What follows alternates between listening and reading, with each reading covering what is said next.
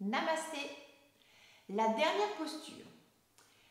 Alors, la dernière posture, c'est la posture sur la tête ou la posture de l'arbre. Ces deux postures sont des postures d'équilibre. Donc, la posture sur la tête, je vous conseille de la faire que si vous connaissez. Je vais quand même vous la démontrer et vous montrer une variante qui est un petit peu plus facile. Pensez toujours à vérifier que vous avez l'espace si jamais vous tombez. Et si vous tombez dans la posture, pensez à vraiment rouler. Donc ne cherchez pas à vous rattraper, simplement vous rentrez le menton et puis vous roulez comme une roulade.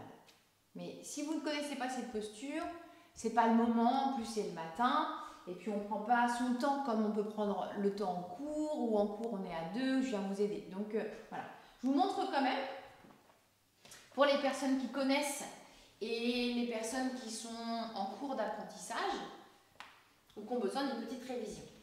Donc toujours quand on fait cette posture, on prend un petit temps avant, dans la posture de l'enfant, on peut placer les bras devant, simplement pour habituer le corps à avoir plus de sang dans la tête. Pour éviter d'avoir des drôles de sensations dans la tête quand on va dans la posture.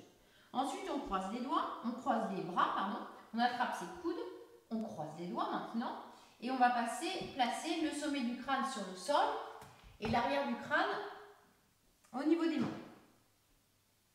Bien, on ajuste ses épaules, donc attention à ne pas avoir les épaules écrasées vers les oreilles, on éloigne bien. Et puis on marche, on marche, on marche, on marche, on marche.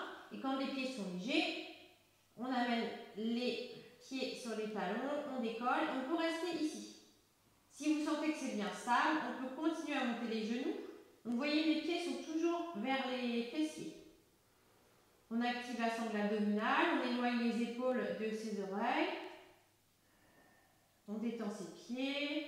Et une fois que les genoux sont dans l'alignement des hanches, on peut monter les pieds.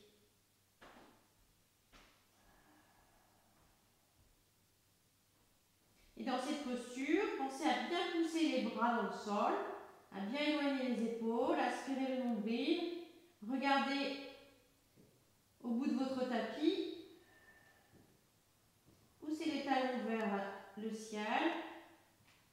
Et pour redescendre, même chose.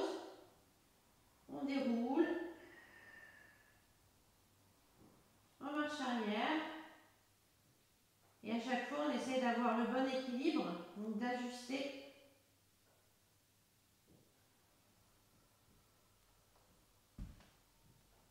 Pour redescendre en douceur. Et quand on a terminé, posture de l'enfant, mais on place les mains l'une sur l'autre pour ne plus avoir la tête plus basse que le cœur, pour ressortir d'une posture inversée.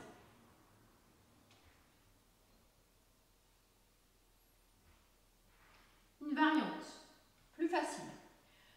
On attrape les coudes, on croise les doigts, on pose le sommet du crâne, on regarde où sont placés ses coudes et on place les mains à la place. Vous voyez, là j'étais les doigts croisés, les coudes plantés et on vient glisser les mains à la place de ses coudes. On éloigne les épaules, donc on repousse les mains du sol et puis on va venir poser les genoux sur les coudes. On peut garder les pieds au sol et on cherche simplement à basculer un petit peu le poids du corps plus vers la tête pour alléger les pieds. Et puis si on sent que les pieds sont légers, eh bien on peut les joindre. Voilà, c'est une posture beaucoup plus facile, mais vous avez quand même tout le poids du corps sur les cervicales, donc à ne pas faire si vous débutez le yoga. Voilà, surtout c'est le matin, donc le corps n'est pas échauffé. Donc ça, je vous montre vraiment si vous connaissez.